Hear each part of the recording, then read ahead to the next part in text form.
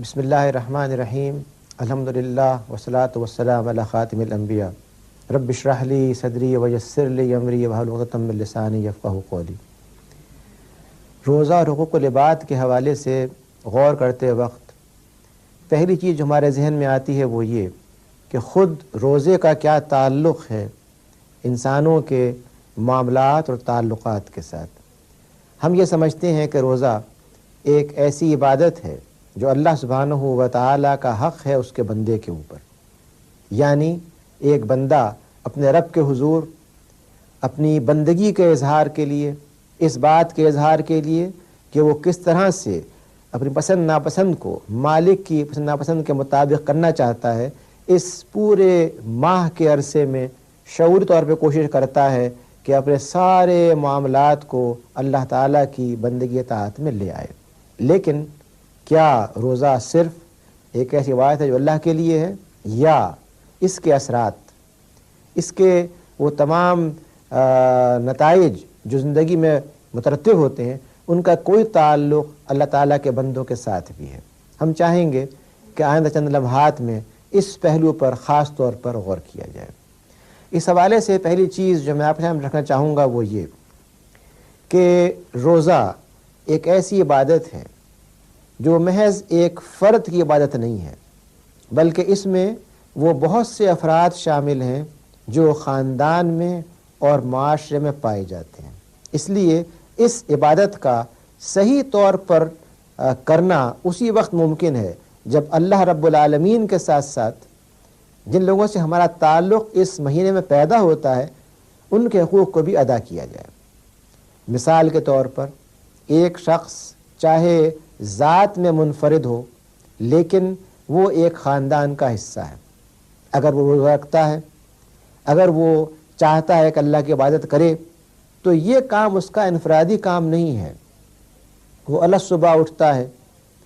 جب وہ اٹھتا ہے تو وہ چاہتا ہے کہ اس کے ساتھ اس عبادت میں اس کے اہل خانہ بھی شامل ہوں، جیسے کہ قرآن پاک میں سورہ التحریم میں اور بہت سے مقامات پر یہ متوجہ کیا گیا ہے کہ جو شخص بھی اہل ایمان میں سے ہو وہ نہ صرف اپنی ذات کو بلکہ اپنے اہل خانہ کو بھی اس عذاب سے بچائے، اس نار سے بچائے جس کا ایندھن انسان اور پتھر ہیں، اور ان کے لیے وہ تمام راستے پیدا کرے جو کامیابی کے، فلاح کے اور آخرت میں خاص طور پہ بلند درجات کے ملنے کے ہو سکتے ہیں۔ چنانچہ سورہ تحریم میں یہ بات فرمائی گئی، اے وہ لوگوں جو ایمان لائے ہو، یا ایھا الذین آمنوا قوا انفسکم واہلیکم نارا، اپنے آپ کو، اپنے نفسوں کو اور اپنے اہل خانہ کو اس آگ سے بچاؤ جس کا ایندھن انسان اور پتھر ہے۔ یہاں سے یہ بات واضح ہوئی کہ روزہ رکھتے وقت، اس عبادت کا آغاز کرتے وقت یہ ضروری ہوگا کہ ایک شخص محض اپنے نفس کی اصلاح نہ چاہتا ہو بلکہ وہ ان اللہ کے بندوں کے لیے بھی وہی چاہے جو اپنے لیے چاہتا ہے۔ یہیں سے ہماری گفتگو کا آغاز ہوتا ہے اور ہمیں یہ معلوم ہوتا ہے کہ یہ عبادت محض ایک فرد کی اصلاح کے لیے نہیں ہے بلکہ اس میں ان تمام افراد کے حقوق ادا کرنے ہوں گے جو اللہ کے بندے ہیں اور معاشرے میں پائے جاتے ہیں۔ دوسری بات جو میں چاہوں گا اس حوالے سے آپ کے سامنے رکھنا وہ یہ کہ روزے میں جن چیزوں کے حکم دیے گئے ہیں اور جن چیزوں سے مانعت کی گئی ہے ان سب کا تعلق حقوق العباد کے ساتھ ہے۔ یعنی قرآن پاک یہ کہتا ہے کہ تمہاری بیوی پر حق ہے اور تمہاری بیوی کا تمہارے اوپر حق ہے، لیکن ساتھ ہی یہ بات بھی کہی جاتی ہے کہ اس دوران میں شوہر اور بیوی کا وہ تعلق جو عام حالات میں جائز ہے، مقصود انسانیت ہے، گناہ نہیں ہے، بری بات نہیں ہے، بلکہ انسانیت کی بقا کا انحصار اس چیز کے اوپر ہے کہ دونوں میں وہ تعلق برقرار ہو۔ وہ تعلق اس دوران میں نہیں ہو سکتا، یعنی حق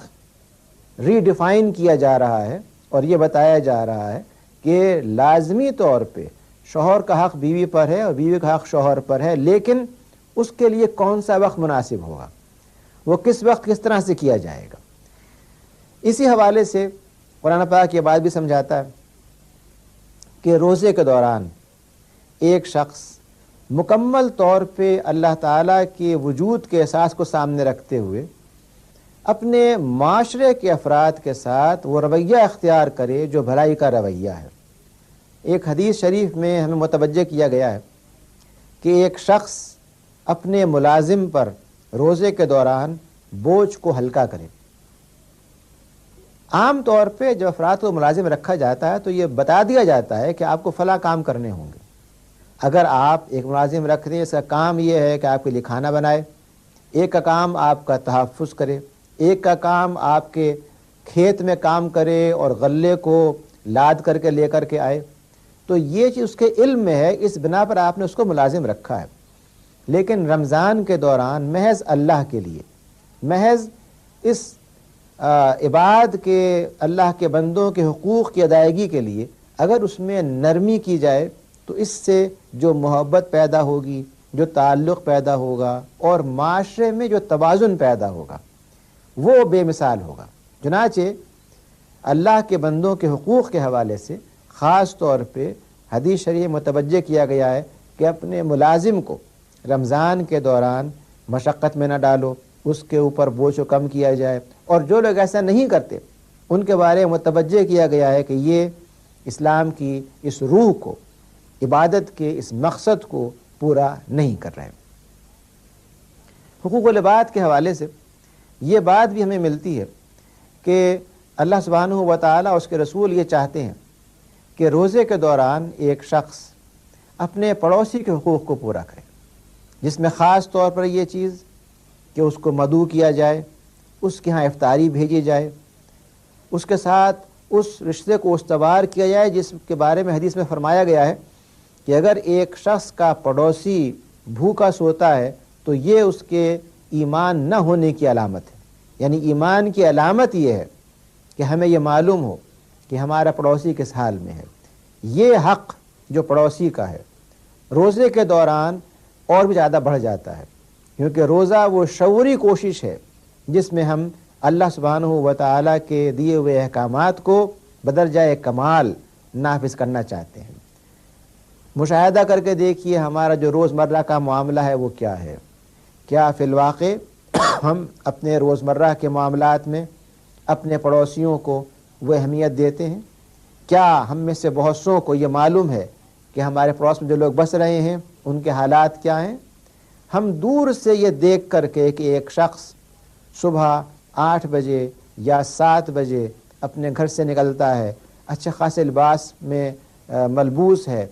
اور دفتر کی طرف جا رہا ہے، یہ فیصلہ نہیں کر سکتے کہ اس کی فی الواقع مشکلات کیا ہیں، مسائل کیا ہیں، ضروریات کیا ہیں، جب تک اس سے قریب تعلق قائم نہ کیا جائے۔ رمضان کے دوران ایک پڑوسی کو اپنے ہاں مدعو کرنا یا اس کے ہاں افطاری بھیجنا اس بات کا ذریعہ ہے کہ نہ صرف اس سے تعلق قائم ہو بلکہ اس کا حق ادا کیا جائے۔ اس کا یہ حق ہے کہ جو چیز آپ کھا رہے ہیں، استعمال کر رہے ہیں، اس میں سے اس کو بھی دیا جائے۔ یہ اس کے اوپر کوئی احسان نہیں ہے، یہ فیور نہیں ہے، یہ کوئی اس کے ساتھ رعایت نہیں ہے، بلکہ یہ اس کا حق ہے۔ حقوق العباد کے حوالے سے ہمیں یہ بات بھی احادیث میں بہت واضح ملتی ہے کہ اگر ایک شخص کسی کے ساتھ کوئی زیادتی کرتا ہے، بد کلامی کرتا ہے، کسی معاملے میں غصے کا اظہار کرتا ہے، تو بجائے اس کے کہ ہم جواب میں وہی کام کریں، اسے ایک اخلاقی سبق دیں۔ اور وہ سبق یہ ہے کہ حدیث کے الفاظ ہیں کہ ایک شخص یہ کہے میں روزے سے ہوں، میں روزے سے ہوں، یعنی آپ نے اس کی تکرار فرمائی یہ ظاہر کرنے کے لیے کہ ایک شخص اپنے اس رائٹ کو، جو ریلیشن کا رائٹ ہے، جواب دہی کا جو حق اس کو دیا گیا ہے، اس حق کو سرنڈر کرتے ہوئے، سپرد کرتے ہوئے اس حق کو استعمال کرنے کی بجائے دوسرے شخص کو یہ سبق دے کہ کس طرح سے تحمل اور صبر کے ساتھ آپ اس بات کو برداشت کر سکتے ہیں اور اس کو اوائڈ کرنا چاہتے ہیں، یہ چاہتے ہیں کہ معاملہ آگے نہ بڑھے اور بات یہیں پر ختم ہو جائے۔ گویا کہ ایک فرد کا یہ حق ہے دوسرے فرد کے اوپر کہ وہ اگر چاہے تو وہ بدلے میں وہ بات کہہ سکتا ہے، لیکن یہاں جو تعلیم دی گئی ہے وہ یہ نہیں ہے کہ بدلہ لیا جائے، بلکہ تعلیم یہ دی گئی ہے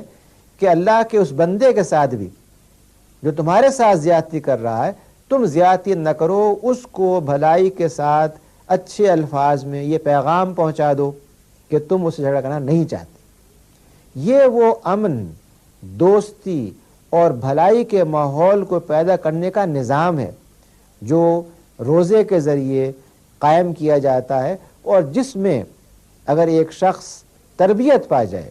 شعوری طور پہ سمجھ جائے، روزے کو محض روایتی انداز پہ نہ کرے بلکہ روزے کے روح کو سمجھتے ہوئے، روزے کے جو فرائض اور واجبات ہیں ان کو پورا کرتے ہوئے اگر وہ اس کی روح کو صحیح معنی میں اپنے عمل میں لے کر کے آتا ہے تو پھر یہ شخص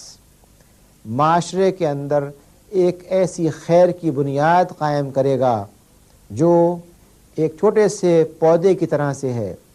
جس کی جڑیں آہستہ آہستہ گہری ہوتی جاتی ہیں، جس کا تنا مضبوط ہوتا جاتا ہے، جس کی شاخیں پھیلتی جاتی ہیں، جس کے سائے کے اندر پوری انسانیت آ جاتی ہے۔ گویا روزہ حقوق العباد کے حوالے سے ہمیں یہ سمجھاتا ہے کہ ہم اس کو محض اپنی ذات کی اصلاح کے لیے محدود نہ کریں بلکہ اس کے ذریعے انسانیت کی خدمت، معاشرے میں عدل کے قیام، افراد کو ضروریات کی فراہمی، ان کے ساتھ اخوت، محبت، بھائی چارے اور اس رشتے کو استوار کیا جائے جو بحیثیت ایک انسان کے ہمارے درمیان پایا جاتا ہے۔ روزے کے حوالے سے یہ بات بھی سمجھ لیجئے کہ حقوق العباد کا جب ذکر کیا جاتا ہے تو اللہ سبحانہ و تعالیٰ یہ بات فرماتے ہیں کہ یہ تو ممکن ہے کہ ایک شخص اللہ تعالیٰ کے کسی حق میں کچھ کمی کر لے۔ اللہ کا یہ حق تھا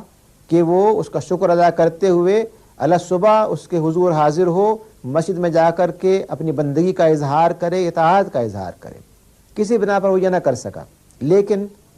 اگر ایک شخص عباد یا اللہ کے بندوں کے حق کو چھوڑتا ہے تو یہ اس کی جو غلطی ہے، جو جرم ہے، جو گناہ ہے، اس کو اللہ سبحانہ و تعالی جو رحمان و رحیم ہے اور جو ہر معاملے میں اپنے بندوں سے محبت فرماتے ہیں، ان کو بخشنا چاہتے ہیں، وہ انسانوں کے اس حق کو ساقط نہیں کر سکتے۔ گویا حقوق اللہ میں اس بات کی امکان رہتا ہے کہ نرمی کرتے ہوئے، رحم کرتے ہوئے کسی حد تک ایک شخص کو معاف کر دیا جائے، لیکن حقوق العباد کی اتنی اہمیت ہے کہ جب تک ان کو صحیح طور پر ادا نہ کیا جائے اللہ سبحانہ و تعالی ایک شخص کے ان کاموں کو جو افراد پر ڈیو تھے اس نے نہیں کیے معاف نہیں کر سکتے۔ روزہ دراصل اللہ کی عبادت کے ذریعے ہمیں یہ سکھاتا ہے کہ ہم کس طرح سے اللہ تعالیٰ کی بندگی کرتے ہوئے اللہ تعالیٰ کے بندوں کے ساتھ اپنے تعلقات کو استوار کریں اور عدل اور انصاف کی بنیاد پر، رواداری کی بنیاد پر، محبت کی بنیاد پہ، اخوت کی بنیاد پہ ان کے حقوق کو ادا کرتے ہوئے ایک ایسے معاشرے کو تعمیر کریں جو مثالی اسلامی معاشرہ کہلائے۔ قرآن کریم کا مدعا محض چند ایسے افراد کی تیاری نہیں ہے کہ ایک فرد اپنی ذات میں، اپنی شخصیت میں، اپنے طرز عمل میں ایک انسان کامل بن جائے۔ روزہ یہ چاہتا ہے کہ یہ انسان کامل جس میں کہ انتہائی عمدہ صفات پائی جائیں، یہ ایک ایسے معاشرے کا حصہ ہو جیسے کہ ایک لڑی میں پروئے ہوئے بہت سارے صاف شفاف موتی، جن میں سے ہر ایک اپنی جگہ بلا شبہ بہت حسین و جمیل ہو، لیکن اس کا حسن جو ایک لڑی میں پرنے کے بعد پیدا ہوتا ہے وہ اس سے بڑا مختلف ہے جو ایک فرد میں پایا جاتا ہے۔ گویا کہ آسمان پہ پھیلے ہوئے الگ الگ ستارے نہیں بلکہ ایک ایسی گیلیکسی، ایک ایسا مجموعہ ستارہ جس کے اندر بہت ستارے ہوں اور ان سے مل کر کے ایک شکل بن رہی ہو۔ گویا اسلام یہ چاہتا ہے کہ حقوق العباد کے حوالے سے ایک فرد اپنی ان تمام ذمہ داریوں کو جو اس پر عائد ہوتی ہیں اس مہینے کے دوران بالخصوص شعوری طور پہ جائزہ لے کر کے احتساب کرتے ہوئے ادا کرے تاکہ وہ اس معاشرے کے قیام کا سبب بن سکے جو روزے کا مقصود ہے۔ روزہ یہ چاہتا ہے کہ تقوی کی فضا ہو،